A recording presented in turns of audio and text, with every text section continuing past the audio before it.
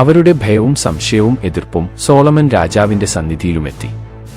എന്നാൽ സോളമന്റെ ജ്ഞാനബുദ്ധി അവിടെയും ഉണർന്നു പ്രവർത്തിച്ചു. ഹിന്ദുക്കളുടെ വിശിഷ്ടചിഹ്നമായ ശ്രീചക്രത്തെ ദാവീദിന്റെ നക്ഷത്രം എന്നു വിശേഷിപ്പിച്ചതോടെ യഹൂദ മതപണ്ഡിതന്മാരുടെ ഭയവും സംശയവും എതിർപ്പുമെല്ലാം ക്രമേണ കെട്ടടങ്ങി. യുദ്ധവീരനായിരുന്ന ദാവീദിന്റെ ആ പരിച നിർമ്മിച്ചത് ഒരുപക്ഷെ ഹിന്ദുവായ ഏതെങ്കിലും ഒരു കൊല്ലൻ ആയിരുന്നിരിക്കാം.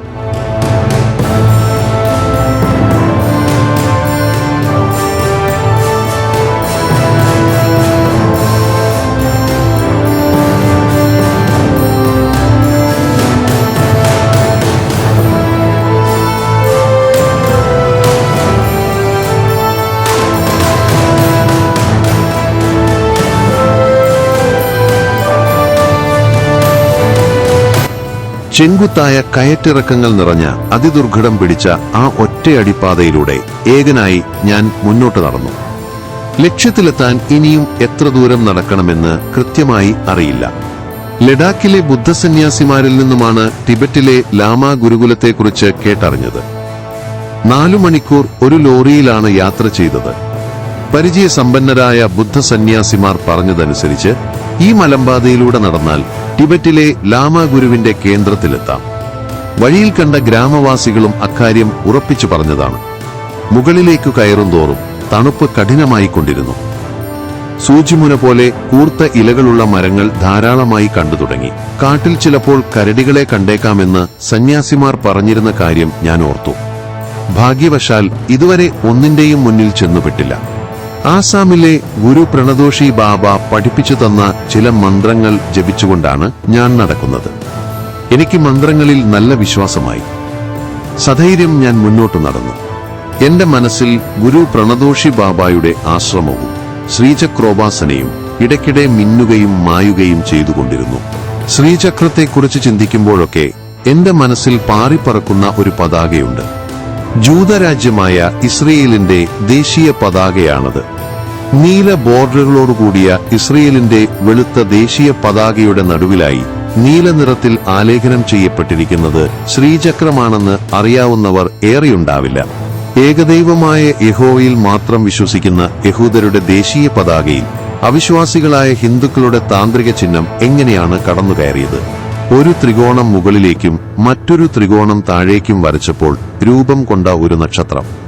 ഈ നക്ഷത്രം രാജ്യത്തിന്റെ അടയാളമായി അവരുടെ ദേശീയ പതാകയിൽ രേഖപ്പെടുത്തുന്നതുമായി ബന്ധപ്പെട്ട് നിരവധി തർക്കങ്ങൾ യഹൂദർക്കിടയിൽ നടന്നിട്ടുണ്ട്. എന്നാൽ തർക്കങ്ങളെയെല്ലാം അതിജീവിച്ചുകൊണ്ട് ഈ ചിഹ്നം ദാവീദിന്റെ നക്ഷത്രം എന്ന പേരിൽ ആധുനിക യഹൂദരാഷ്ട്രത്തിന്റെ കൊടിയടയാളമായി സ്വീകരിക്കപ്പെട്ടു.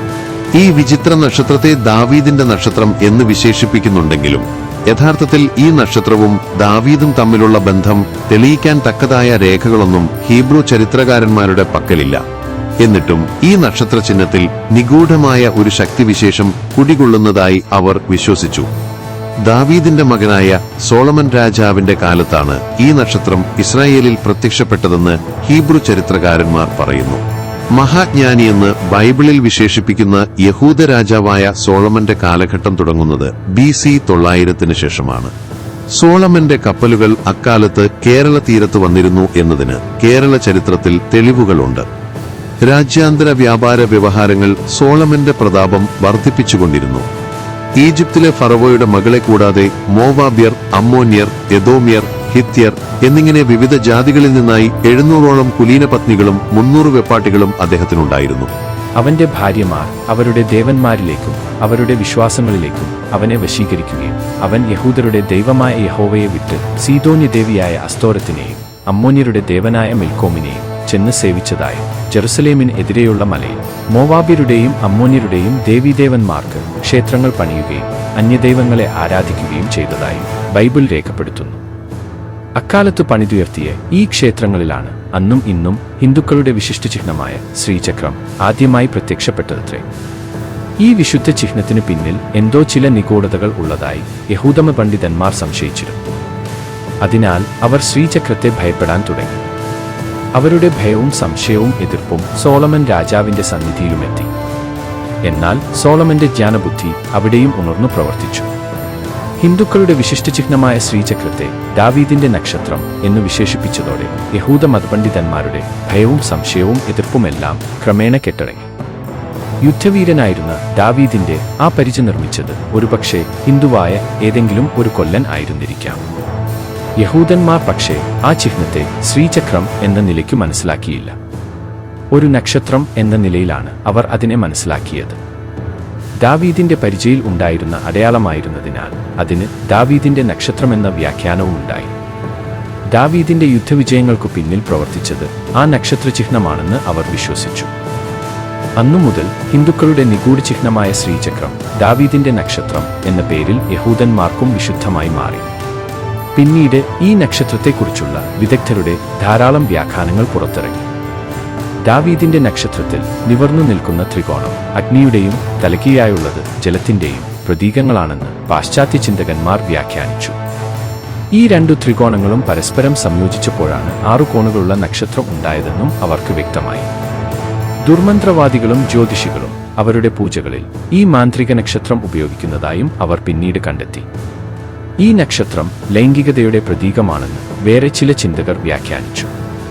താഴേക്കുള്ള ത്രികോണം സ്ത്രീയോനിയുടെയും മുകളിലേക്കുള്ളത് പുരുഷലിംഗത്തിന്റെയും പ്രതീകങ്ങളാണെന്ന് അവർ സമർത്ഥിച്ചു.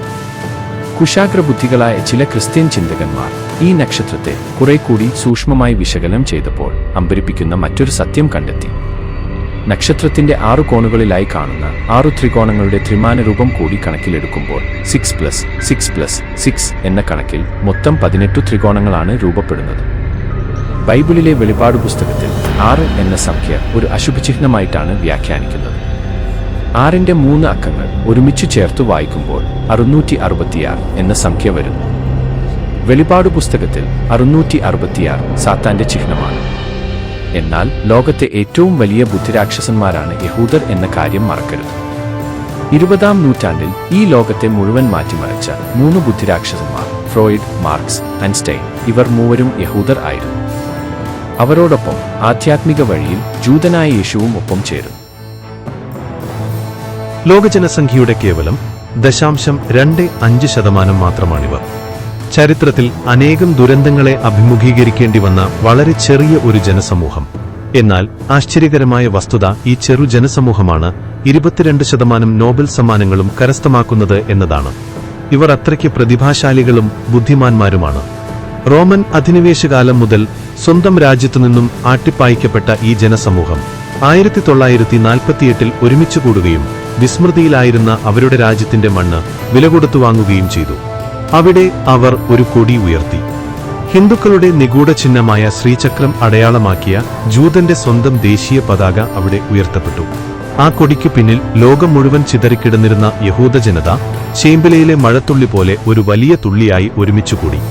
ഇത്ര ചെറിയ രാജ്യമായിട്ടുപോലും, ഇത്ര ചെറിയ ജനസമൂഹമായിട്ടുപോലും ഇന്ന് ലോകത്തിന്റെ ഗതി നിയന്ത്രിക്കുന്നത് ഇവരാണ്. ഇവർ എന്നും വിജയികളായി മാത്രം കാണപ്പെടുന്നു.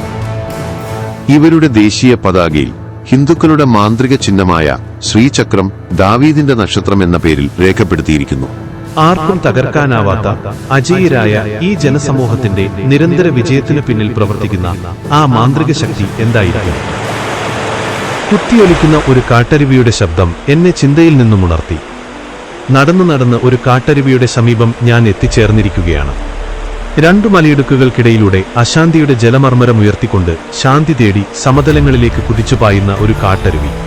കാട്ടരുവിക്ക് കുറുകെ പണ്ടാരോ നിർമ്മിച്ച ജീർണിച്ച ഒരു തൂക്കുപാലം. ആടിക്കളിക്കുന്ന ആ പാലവും താണ്ടി മണിക്കൂറുകൾ എത്രയെന്നറിയാതെ നടന്നു മുന്നേറിയപ്പോൾ ഒടുവിലെപ്പോഴോ ഞാൻ എന്റെ ലക്ഷ്യത്തിൽ എത്തിച്ചേർന്നു. അങ്ങനെ അവസാനം ലോകത്തിന്റെ നെറുകയിൽ എത്തിച്ചേർന്നിരിക്കുകയാണ് ഞാൻ. ആത്മീയതയുടെ കൊടുമുടിയിലാണ് ഞാൻ നിൽക്കുന്നത്. നിറഞ്ഞ മനസ്സോടെ മഹാജ്ഞാനിയായ ടിബറ്റൻ മഹാഗുരുവിന്റെ ആശ്രമകവാടത്തിനരുകിൽ ഒരു ഭിക്ഷക്കാരനെ പോലെ ഞാൻ നിന്നു. Thank you for watching.